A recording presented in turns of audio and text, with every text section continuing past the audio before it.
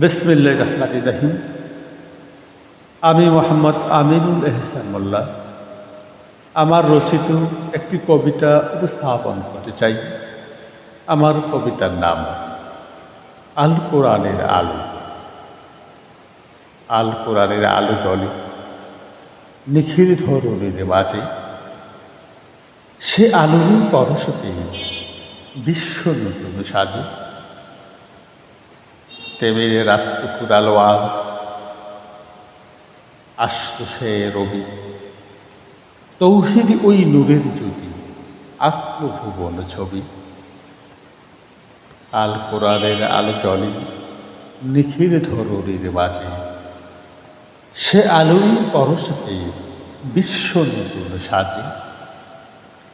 পাক কিতাব ওই খোদার কালাম, রহমতেরই ধারা, সূক্ষ্ম মরু হল সজি তান পেল কত হারা।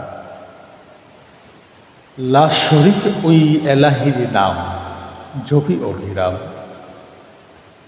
শান্তি সুধা পিলাই সদা মোমেন হৃদয়ে গান। ভক্তির ওই মশাল জেলে আদার হল কিন, কোরআনের এই ঝর্ণা ধারায় সজীব হল দিন।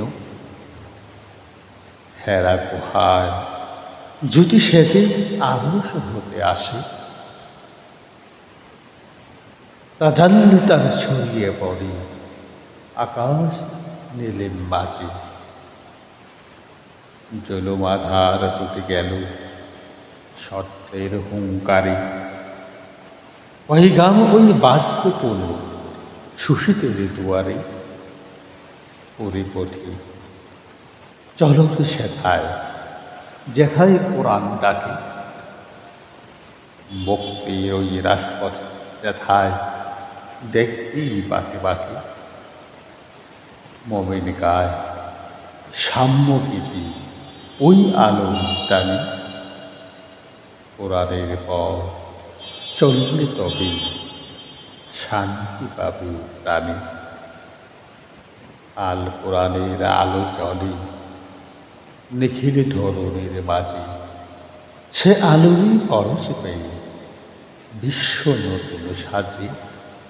উড়ে পথে চলবে সেথা যেথায় কোরআন ডাকে, মুক্তির ওই রাজপথ যেথায় দেখবি বাঁকে বাঁকে।